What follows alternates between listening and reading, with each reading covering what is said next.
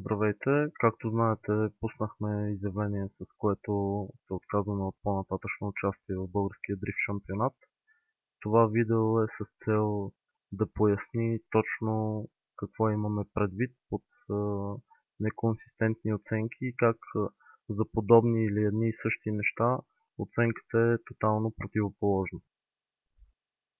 Това видео, което ще ви покажа с анализа, който ще се опитам да направя, ни беше многократно отказано, въпреки че имаме оговорка с организатора на сериите тази година, видеята след даден кръг да се качват в групата, за да ги обсъждаме за добро и лошо и съответно да изчистваме грешките, които се допускат в процеса на шампионата.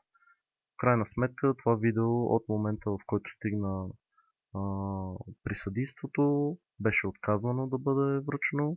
Беше ни заявено, че видеото ще ни бъде показано на брифинга, който ще се състои на последния кръг, което мисля, че на всички е ясно, че на един такъв брифинг трябва да се говорят нещата, които са актуални за мероприятието, което ще се проведе, а не да се говорят за неща от предни състезания, което пък и допълнително нагнетява обстановката.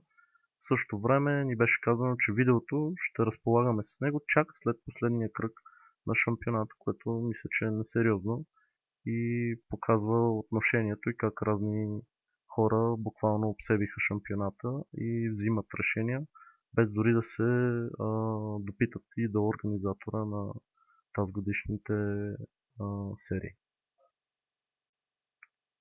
След като с Павлин депозирахме нашето напускане на шампионата, изведнъж започнаха да се появяват видеа, които са от аналогичен материал, т.е. видео, което вече е при съдействието. Това видео, което ние използваме, ни е предоставено от друг човек, който любезно помолихме да ни го предостави, за да имаме възможност в крайна сметка да видиме защо толкова се пази това видео и в крайна сметка това, което видяхме, ни накара да вземем решението, за да се откажем от по-нататъчно продължаване на нашето участие в този шампионат. Ще се опитам да направя адекватен анализ на ситуацията, която се развива и грешките, които допускат пилотите. Съответно ще се опитам да дам някаква адекватна оценка на тези рънове. Впоследствие ще ви покажа финала на самото състезание, където подобни неща и подобни рънове се случват и оценката е тотално противоположна и като цяло е в полза на отбора, реално, който е собственост на съдията. Първи рън от четвъртфинала, Павлин води. Старти с двамата, много ранно започване от страна на Павлин на трасето с фейнт.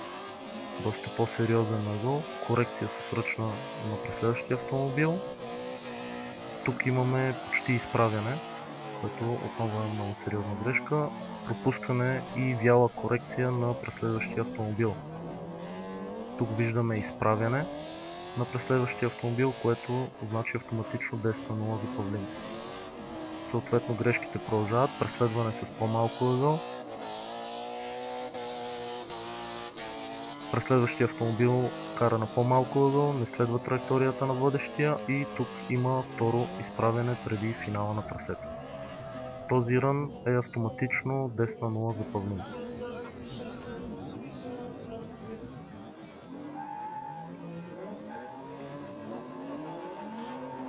Стартират двата автомобила, този път Павлин ще преследва. Късно започване на трасето от водещия автомобил. Двата за момента, въпреки голямата дистанция, се движат на аналогична линия и ъгъл. Много вяла транслация от водещия автомобил, Павлин и неговата също не е на ниво, но една идея по-добре. Двата автомобила продължават да се движат с аналогична ъгъла и тук виждаме водещия автомобил да бяга малко от идеалната траектория, която се иска на трасето. Тук Павлин за момента на малко по-малко ъгъл, но като цяло линията, която следва е това, което е търсеното за това трасе. Този рън е оценен като преповтаряне, въпреки сериозните грешки на автомобила на Drift Tigers. Няма как изоставането на Павлин или това, че кара на малко по-голяма дистанция, да бъдат приравнени с сериозните грешки и двете изправяния, които се случват в първата част. Съгласен съм, че не трябва да има тандеми на голяма дистанция, но както ще видим от следващото видео, където Павлин отново кара с автомобил на Drift Tigers и то на финал, когато това нещо се случва, т.е. има неактивно преследване от автомобил на Drift Tigers, за същото нещо няма наказание. Старт на финала между Павлин и Стефан.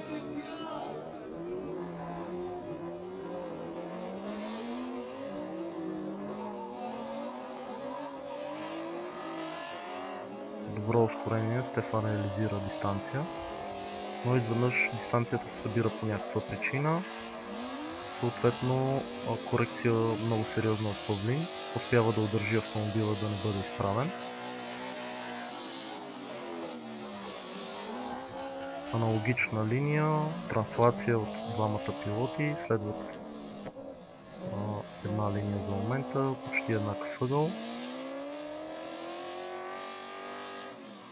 Тук Павлин реализира атака и събира дистанцията, която има между двата автомобила. Виждаме сериозна грешка на Павлин, въпреки това удържа автомобила да не излезе от трасето. И тук, което е по-странното, Стефан минава почти направо през финала, което кара Павката да бутне с предната броня конуса, което не е сериозно нарушение, защото реално не излиза от трасето, но действието му е продиктувано от почти минаването направо от колата на Стефан. Обратен старт, Павлин води, реализира се дистанция между двата автомобила още в самото начало, ранно започване на батла, по-късно от страна на Стефан.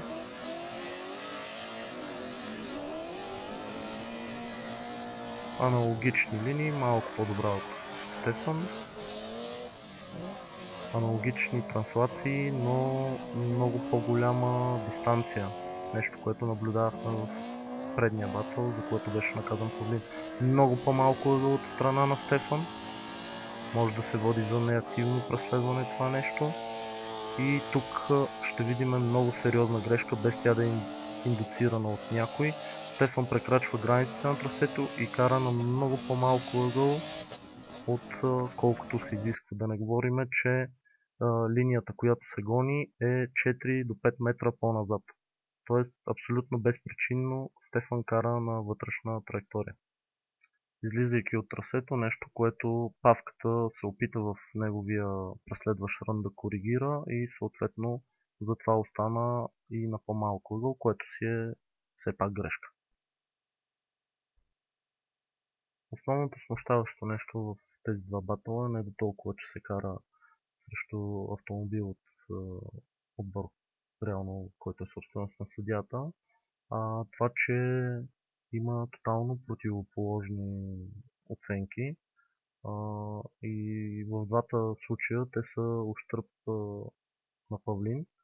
В единия случай виждаме много сериозни грешки, буквално два пъти в един рън изправяне на автомобил на Drift Tigers, което няма как да бъде приравнено, освен с аналогична грешка от Павлин, т.е. Павлин да бъде или някъде да изправи автомобила, или пък да се завърти. Такава грешка съответно не наблюдаваме.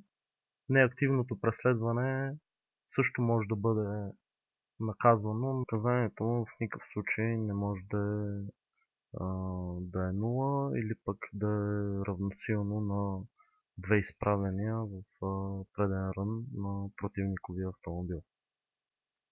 В крайна сметка съдията и неговото решение са преповтаряне на ръна, което по мое мнение е абсолютно недопустимо, особено при положение, че автомобила на Drift Tigers допуска толкова сериозни грешки и на два пъти изправя в един рън, без дори да се е доближил до водещия автомобил. Обвиненията, че Павлин преследва неактивно, са според мен безпочвени. От видеото, което гледаме, се вижда как дистанцията още в началото, преди навлизането в трасето, е голямо. Павлин в крайна сметка успява да я запази до края. Сега единствено и само можем да съдим защо Павлин се е забавил. Може да е имал проблем с чифта гуми, с които е карал, но в никакъв случай от видеото, което гледаме, не си личи Павлин да го прави нарочно. Така че няма как да го обвиняваме, че нарочно е карал неактивно. В същото време такъв тип субективни оценки са изцяло недопустими. Има си правила и вече за определени нарушения има определени наказания. Няма как съдийството да си измисля наказание и да пуска допълнителни преповтаряния за нещо, което съдията още ме преценя. Всеки един батъл на автомобил от клас модифицирани почти всеки път коства чифт гуми, което мисля, че до българските стандарти си е доста сериозна сума и когато съдия решава да пуска такива безпочвени преповтаряния, това значи, че автоматично коства допълнителни разходи на пилотите и смятам, че е изключително недопустимо съдия да си позволява такъв тип решения, когато те касаят ресурси на други и най-вече когато лично аз смятам, че преповтарянето е абсолютно неправилно и нечестно прямо един от пилотите. На финала това, което на мен повече ми прави впечатление, че в началото, когато води Стефан, изведнъж дистанцията рязко се събира. Това до някъде може и да е накарал Павлин да направи тази корекция. В крайна сметка той успява да удържи автомобила да не го изправи, което автоматично го спасява от 10-0. Същото, което е смущаващо в този първи рън, в който води Стефан, е финала на трасето, където колата на Стефан реално почти минава направо. Сега не мога да кажа, може би мощността не е била достатъчно или някаква друга дребна грешка или корекция е допусната, но реално финала е нетипичен за това трасе. Автомобила на Drift Tigers преминава направо на Power Slide през този сформиран финал. Съответно Павлин вече е събрал дистанцията и е принуден да бяга навътре, защото иначе другата алтернатива е да се удари в задницата на водещия автомобил. При този втори рън първото впечатление е голямата дистанция между автомобилите. Стефан влиза доста по-късно в трасето от Павлин с ръчна. Траекторията на Стефан е малко по-добра, но все пак късното влизане дава предимство при избора на траектория. Тук и двамата се движат на аналогичен принцип, но дистанцията остава голяма. Нещо, за което Павлин беше наказан в другия батъл. Тук Стефан кара на много по-малко ъгъл, изостава, тук влиза на вътрешна траектория и сега се вижда как половината от предницата му е извън трасето, отделно, че е на доста по-малък ъгъл. Реално финала между двата автомобила е буквално с разлика от 5-6 автомобила. За подобно нещо Павлин беше наказан с преповтаряне срещу другата кола на Drift Tiger. Тук обаче съдията решава, че няма преповтаряне, а директно победата се връчва на Стефан. Сега това, което е по-важно, че водещите рънове на двата автомобила са достатъчно добри, за да бъдат изключени от уравнението. В преследващите си рънове и двата автомобила допускат много наброй и така сравнително сериозни грешки. До някъде част от грешките, които допуска Павлин, са заради атаките и близкото преследване.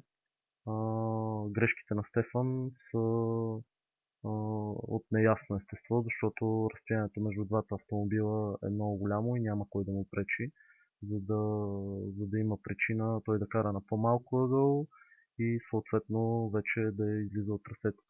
Няма как при такъв брой грешки, особено когато това е финал на състезание, да бъде излъчен победител. Най-практичното е в случая вече и за конкретния момент да има преповтаряне, за да могат и двамата пилоти да покажат максимума, защото това, което се вижда от това видео, в никакъв случай не е максимума и не случайно публиката във Видин, макар и да не разбира детайли от кухнята на спорта, е останала разочарована, защото реално това, което са видели, е било на изключително ниско ниво. Но тук отново е задачата на съдията да се погрижи пилотите да покажат максимума и съответно да ги накара в този конкретен случай да преповтарят, за да могат да покажат по-добри умения от това, което виждаме този финал. Сега ще се върнем назад в баталите на полуфинала, с който карахме заедно с Павлин. Мисля, че сами ще може да направите аналогия и да видите разликата по начина, по който се кара на даденото трасе. Съответно, в този батъл също имаше много странни отсъждания. В крайна сметка този батъл се даде като победа на Павлин. Ние двамата смятаме, че най-малкото този батъл трябва да бъде преповторен, защото от това, което виждаме на видеото, не става ясно дали има победител. Пак казвам, това е мое мнение на Павлин и също така и на няколко други пилоти, които гледат реалистично на този тип автомобилни състезания. Старт на полуфинала. Моята кола е водеща.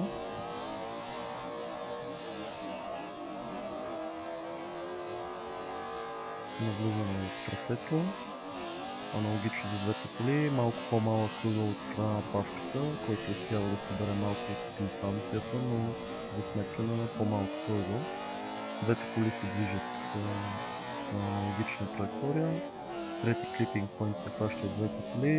Аз правя доста по-ясна и конкретна транслация, докато Павлин е с малко по-компромисна, но това по принцип не е чак такъв проблем.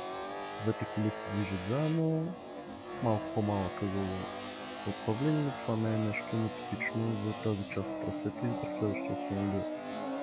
Двата автомобила продължават движението си заедно, отново малко по-малко ъгъл от страна Павлин, но успява да запази дистанцията и двете коли финишират на ъгъл и не мисля, че има някакъв проблем в последния завой.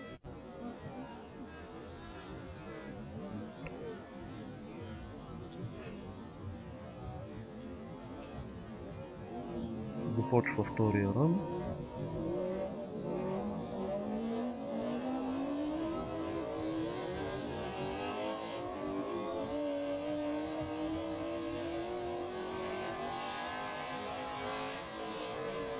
Двата автомобила навлизат абсолютно еднакво на трасето. Лека корекция от моя страна в ръчната, малко по-малък ъгъл, аналогично на първото минаване, когато Павлин преследваше. Двата автомобила минават през трети клипинг пойнт. Тук обаче аз се опитвам да реализирам атака и съответно правя доста агресивна транслация. На павката транслацията също е добра. Отново тук през следващия автомобил е една идея по-малко ъгъл, но както казах, това не е типично за следващия автомобил в тази секция. Тук отново реализирам атака с транслацията и като цяло дистанцията, която поддържаме на павката е в рамките на 2 метра, като на самия финал разстоянието между двата автомобила е изключително близо.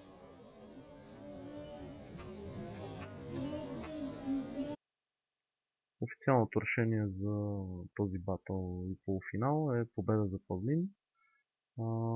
Причината, изтъкната от съдята, е моята по-лоша линия. След многократно преглеждане на видеоматериала се видя, че това е абсолютна глупост. Двата автомобила се движат еднакво, независимо дали са в водеща или преследваща позиция. Единствената по-сериозна видима разлика е в момента, в който аз преследвам и успявам да задържа дистанцията до минимум, но в нито един случай не може да се каже, че от този батъл има победител. Аз смятам така, Павката също, други пилоти прегледаха видеоматериала и те са на същото мнение, но явно при оценката на този батъл се намесиха и тънки сметки, защото отпадайки на полуфинал за трето и четвърто място, автоматично а, нямам шансове да се боря за повече точки в този кръг и при всички положения отбора на Drift Tigers излиза с предимство, независимо дали е крайния победител в това състезание. Както преди това в този видеоматериал се видя, самия финал е трагедия, най-вече като оценяване, където още повече ни кара да си мислиме, че са намесени тънки сметки и се гледа максимално да се извади резултат в полза на дадения отбор и то е в наш ущърб и за наша сметка. Зрителите, които присъстваха на този трети кръг във Видин, останаха изключително разочаровани и това не е мое мнение, а на хората, които в крайна сметка го изразиха. Мисля, че и сами може да видите разликата между полуфинала, който ние правим с папката и така наречения финал.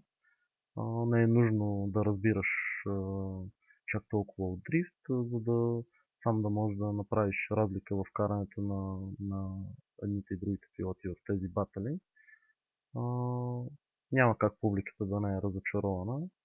В крайна сметка нещата се виждат и отдалече и когато се намесят тънки сметки, резултатът е така. В крайна сметка всички носиме негативите, и публика, и ние пилот, и организатор, но явно трябва по някакъв начин за бъдеще такъв тип сметкаджийство или не знам как да го нареча, безхаберие в оценяването да бъде елиминирано по всякакъв начин. Напускаме шампионата по ясни причини, написали сме ги в изявлението. Надяваме се цялото това нещо да донесе полза за бъдещите мероприятия и да бъде обица на организатори, настоящи и бъдещи, как не трябва да се доверяват на хора, които нямат реалистична представа за този спорт и това, което се случва на трасето.